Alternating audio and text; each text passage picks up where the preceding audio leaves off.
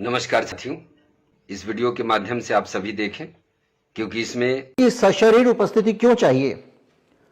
अब सरकार ये बताइए कि वो आपको अगर वहां खड़ा भी हुआ है तो उसके बाद उस आदमी का इलाज कैसे होगा। उसका इलाज आपका सिस्टम करेगा, सरकार जी तुम्हारा सिस्टम करेगा। भारत में दुर्घटना के बाद 5 मिनट में एंबुलेंस पहुंचना चाहिए, यह इंतजाम क्यों नहीं किया गया, इसका प्रावधान क्यों नहीं किया गया। यह प्रावधान क्यों नहीं किया गया कि 5 मिनट में अगर एंबुलेंस नहीं पहुंची और मरीज की जान चली गई तो कर्मचारियों की सजा क्या होगी। यह इंतजाम क्यों नहीं किया गया कि किसी इलाके में अगर पुलिस 5 मिनट में रिस्पॉन्ड नहीं करती है तो उसकी जवाबदेही होगी। इस देश में ऐसा था, दिल्ली पुलिस की पीसीआर को 5 मिनट का समय दिया गया था कॉल के बाद में पहुंचने के लिए,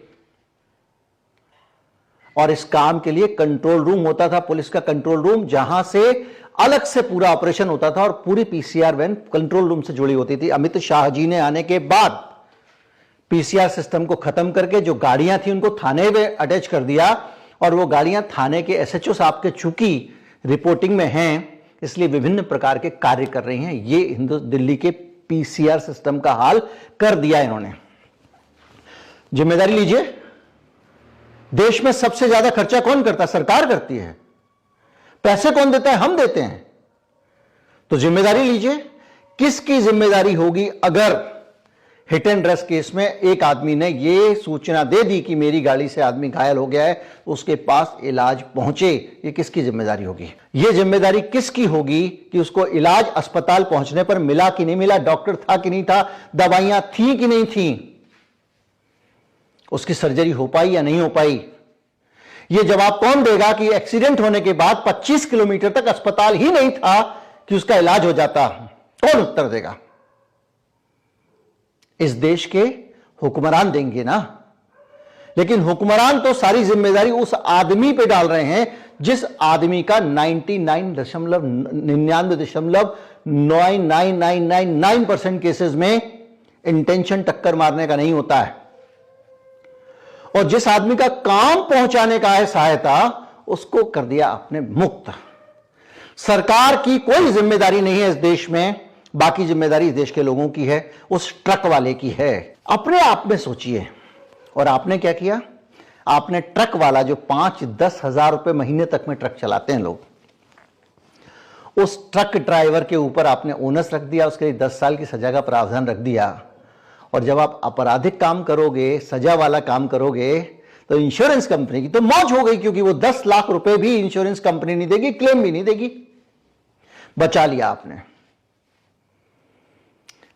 भारत के संविधान में जो मूल अधिकार है अपनी प्राण रक्षा करने का, उस अधिकार को छीनने वाला कानून बन कैसे गया? कौन लोग बैठे थे सिस्टम में? आपका लॉ कमीशन क्या कर रहा था? वो किस तरह से उसका असेसमेंट कर रहे थे? आप सरकार में बैठे हुए थे। मैं आपको बताऊं कि मेरा यह अनुभव है अभी हाल के सालों में, इस सरकार में एकदम अफलातूनी तरीके से फैसला होते हैं। नेता बोल देता है ये कर देना, और बाकी लोग वो करने में लग जाते हैं बगैर उफ किए कि नहीं साहब ये तो कानून के खिलाफ हो जाएगा, और उनको थूक के चाटना पड़ता है। इस देश में गेहूं, अनाज, बाकी चावल वगैरह की कालाबाजारी मान्य कर दी गई थी। आप चाहो तो 100 टन, 1000 टन, 1 लाख टन अपना जमा करके रख लो, सरकार माफी दे रही थी। किसान आंदोलन नहीं हुआ होता तो। यही देश है। ऐसे कानून बनते हैं। नोटबंदी का कानून आपको पता है किसी काम का नहीं था, सिर्फ एक सनक थी, और सनक ने क्या किया आपने देख लिया। और सिर्फ यही नहीं, यहां पे लगातार इस तरह के कानून बनते हैं। जरा गौर करिए, अभी हाल में जब ये कानून बने हैं, इनके साथ कौन कौन से प्रावधान हुए हैं? प्रावधान हुआ है कि जो फैक्ट्री के अंदर बॉयलर लगा रहता है, जो सबसे खतरनाक चीज है, फट जाता है, और अक्सर आपने सुना होगा बॉयलर फट गया, दुर्घटना हो गई, मजदूर मारे गए, उस बॉयलर का मुआयना करने का कंपल्शन हटा दीजिए। इंस्पेक्टर जाने की जरूरत नहीं है। और अगर उस बॉयलर के फटने से कोई मर जाता है तो फैक्ट्री मालिक को जेल की सजा नहीं होगी, जो उसका मेंटेनेंस नहीं कर रहा है ध्यान से। मेंटेनेंस नहीं कर रहा है तब भी सजा नहीं होगी, और मेंटेनेंस चेक करने के लिए इंस्पेक्टर को भी रोक दिया आपने। ये कानून बन रहे हैं देश में।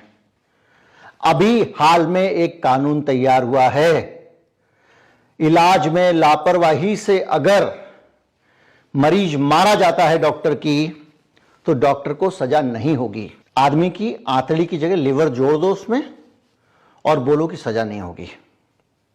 इस तरह से ये सिस्टम चल रहा है, ये देश चल रहा है। वो ट्रक वाला जो है ना, वो तो जा रहा है हाईवे पे।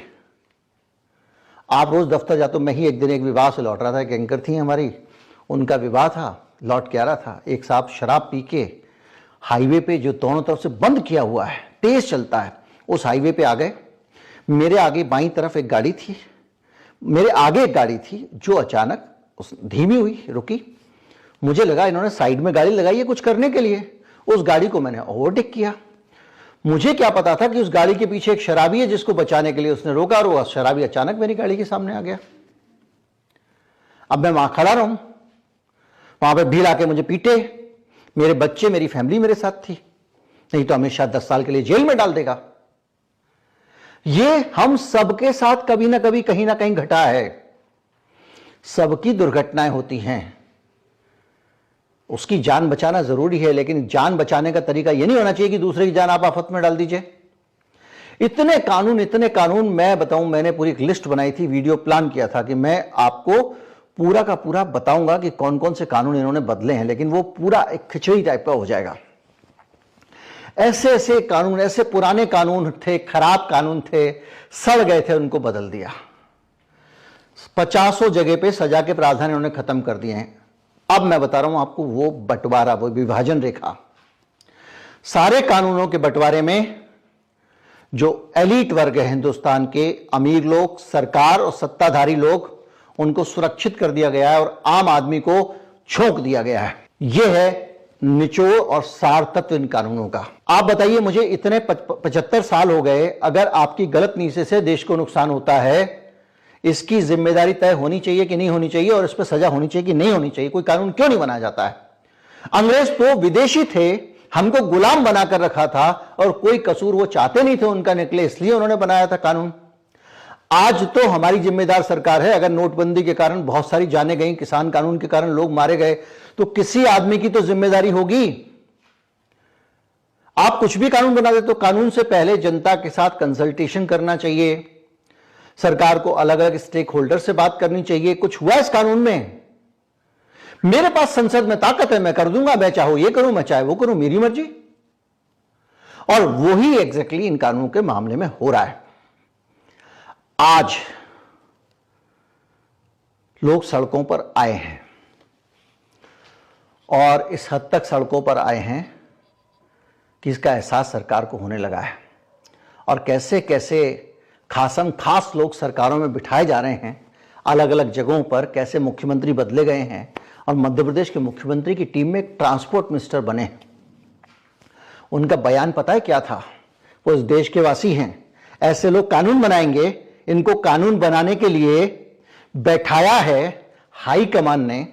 वो श्रीमान जी बयान दे रहे हैं कि क्यों परेशान हो रहे हो, कानून ही तो बना है, इस कानून से किसी की गिरफ्तारी थोड़ी होगी। ये बयान दे रहे हैं। नहीं, मैं तो यही आग्रह करना चाहता हूं कि कानून बनकर आया है, इसका अभिप्राय ये नहीं है कि आपको सजा मिलने वाली है। इसलिए आपको पूरी संजीदगी के साथ चीजों को अपनाने की आवश्यकता है। इस हद तक,